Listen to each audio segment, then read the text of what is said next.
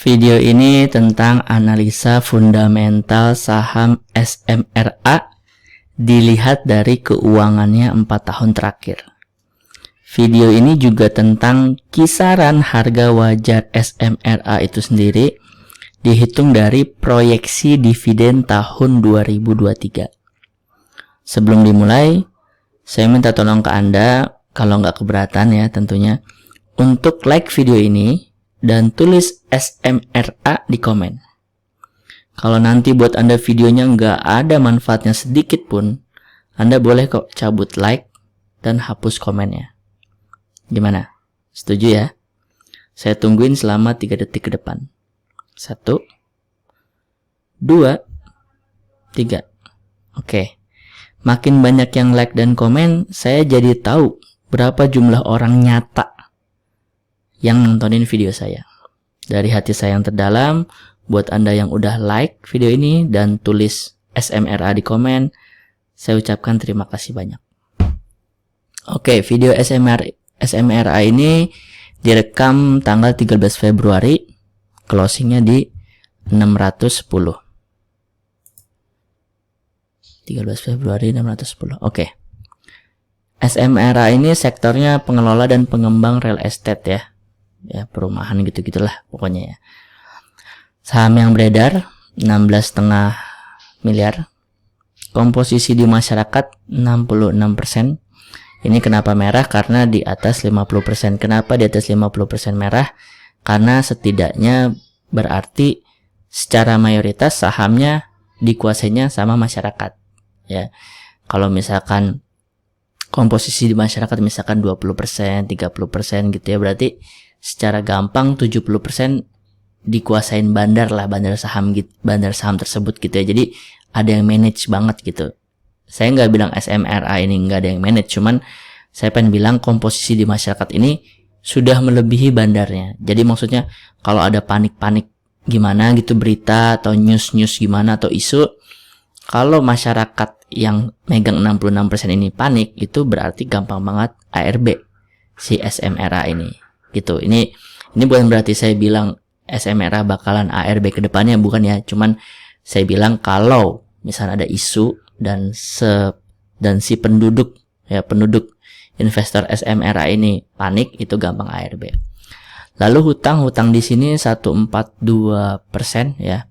Kenapa merah? Ini karena di atas 100% ya. Di atas 100% itu gampangnya, biar gampang dimengerti ya. Ada orang punya uang 100 juta, utangnya 142 juta.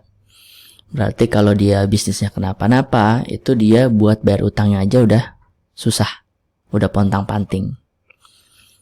Gitu gambarannya.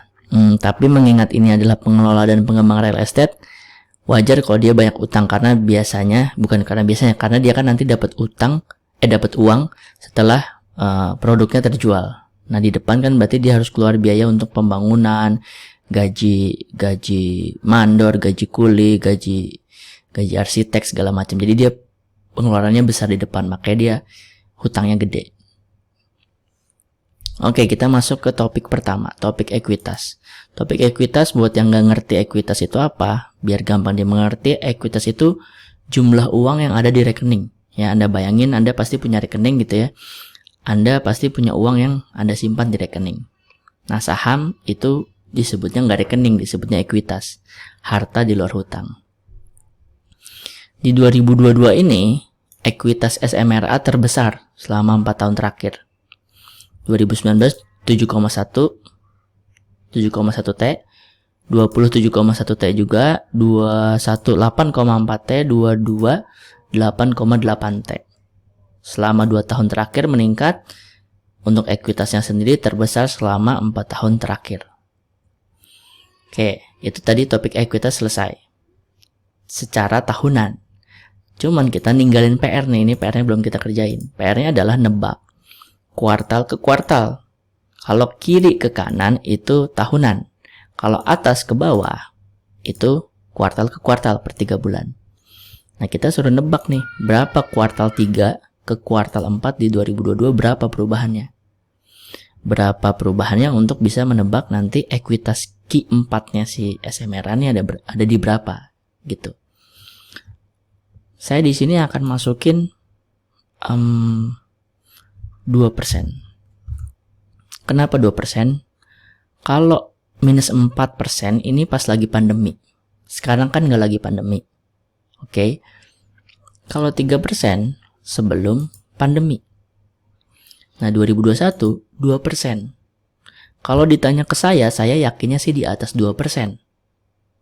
Tapi saya nggak tahu di atasnya berapa nih. 2% di atasnya berapa? Apakah 3%? Apakah 4%? Jadi saya tulis aja 2%.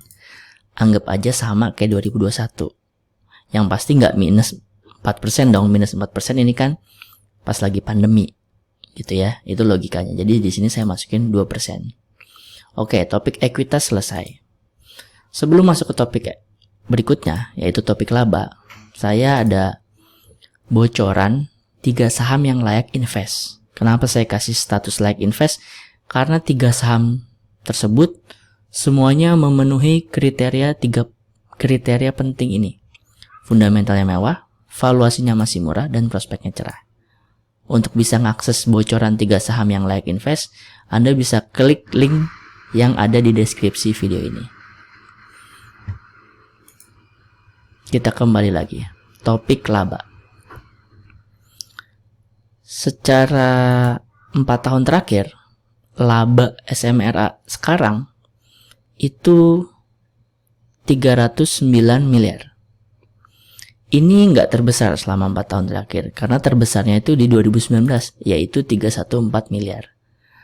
Tapi, ada tercium bau-bau pemulihan. Paling parah kan di 2020 nih, sampai minus ya. Jadi ini bukannya profit, malah rugi. Ruginya sampai minus 12 miliar. 2021 mulai bangkit ya, itu naiknya 696% ya, epic comeback gitu ya. Kebangkitan yang luar biasa. Lalu dilanjutin di 2022, naik lagi 82%. Jadi sekarang 309 miliar. Terbesar kedua selama 4 tahun terakhir. Kalau ini trennya terus bagus, bisa jadi 2023 tahun depan ngalahin labanya di 2019. Itu tahun ke tahun. Kembali lagi, PR kita adalah mengerjakan kuartal ke kuartal. Di sini saya akan tulis 64%. Kalau ditanya kenapa? Kalau 734% ini kan dari pas lagi parah-parahnya terus mulai rebound. Ya, makanya di sini 734%. Nggak masuk akal kalau di sini saya tebak, saya prediksi 734% lagi, nggak masuk akal. Lalu di sini yang di 2021 90%. Masuk akal sih di sini saya tulis 90%, tapi saya masukinnya 64%. 64% kenapa? 64% adalah kenaikan selama 3 tahun terakhir yang terkecil. Jadi anggapannya kalau sekarang trennya lagi bagus, ya setidaknya mah di atas 64. Minimalnya 64 gitu logikanya. Kalau ternyata 90% ya bagus. Tapi saya pakai 64% biar hitung-hitungannya nggak terlalu optimis. Gitu ya.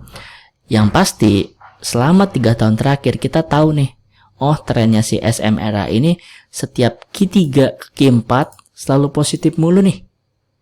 Ya, jadi tinggal kita tebak berapa besaran positifnya. Kalau positifnya 3 tahun terakhir udah bagus nih, gitu ya. Jadi di sini saya masukin 64%. Selesai topik laba. Sekarang ke topik dividen. Topik dividen itu biar gampang dicerna bagi Anda yang belum ngerti dividen itu apa. Dividen itu adalah bagi-bagi keuntungan dari perusahaan kepada investor sahamnya, kepada holder saham tersebut. Kalau ke orang ya gampangnya kayak sedekah gitu ya. Nah, sebagian investor ada yang memiliki kepercayaan bahwa percuma saham ekuitasnya terus membesar dari tahun ke tahun, percuma labanya terus meningkat dari tahun ke tahun kalau dia nggak bagi dividen. Nah, saya pribadi, admin channel Saham Nyantai ini termasuk yang memiliki kepercayaan tersebut. Jadi ekuitas mau sebesar apapun, naik, membesar setiap tahun, laba meningkat tiap tahun, kalau nggak bagi dividen, bagi saya percuma. Bagi saya harganya murah gitu, harganya nggak layak tinggi gitu. Oke, di dividen ada 3 istilah. EPS, DPS, dan DPR. EPS gampangnya adalah keuntungan perusahaan di selama 1 tahun tersebut. DPS yang akhirnya dibagiin ke investor, yang akhirnya diterima sama investor. DPR rasionya. Di 2019 SMRA punya keuntungan, punya EPS 31. DPS-nya 0. Dia punya keuntungan 31, investor nggak dibagi 1 perak pun. Jadi DPR-nya 0%. Kenapa 0%? Ya karena dia nggak bagiin sama sekali. Di 2020 sama juga, DPR-nya 0%. Kenapa? Karena dia nggak bagiin sama sekali. Di 2020 wajar, karena ini lagi ada kerugian, lagi ada pandemi, mungkin kondisi susah. Tapi dia masih megang 11. Setidaknya bagi kayak berapa gitu ya. Nah ini 2019 nggak bagiin lagi sebelum corona nih. Di 2021 dia tobat. Dia punya keuntungan 20, dia bagiin 6. Nah 6 itu adalah 30% dari 20. Jadi di dividen sering akan kita ngebahas tentang DPR. Nah sekarang di 2022 berapa nih DPR-nya nih? Ya, karena dari situlah nanti kita akan keluar kisaran harga murah, wajar, dan mahal dari SMRA ini. Sebelum nebak berapa besaran DPR-nya, kita lihat dulu nih sejarahnya si SMRA tuh gimana sih soal bagi dividen. Oke. Ini SMRA ya. Oke. 92 bagiin, 93 bagiin, 4 bagiin, 5, 6, 7 sampai 97 bagi nih. 98 nggak bagiin. Oke lah, 98 krisis moneter ya. 99 oke, dia masih recovery. 2000 belum bagiin juga. 2001 belum bagiin juga. 2002 mulai bagiin lagi. 3, 4, 5, 6, 7, 8, 9, 10, 11, 12, 13, 14, 15, 16, 17, 18, 19, 20 bolong ya. Nah, ini saya mau ngasih tahu sedikit, mungkin Anda ada yang bingung cara bacanya ya. Ini kan tanggal pembagian.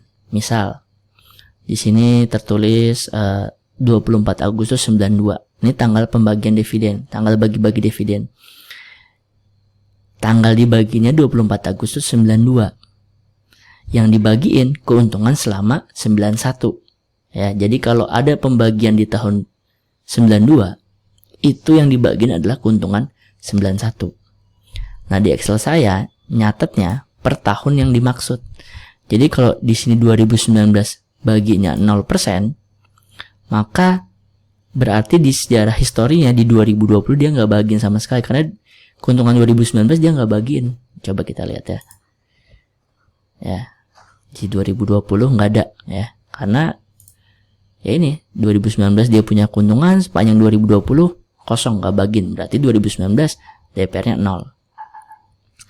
2020 dia punya keuntungan 11. Ditunggu nih 2021 ada nggak? 2021 di sini ada tapi nggak jelas.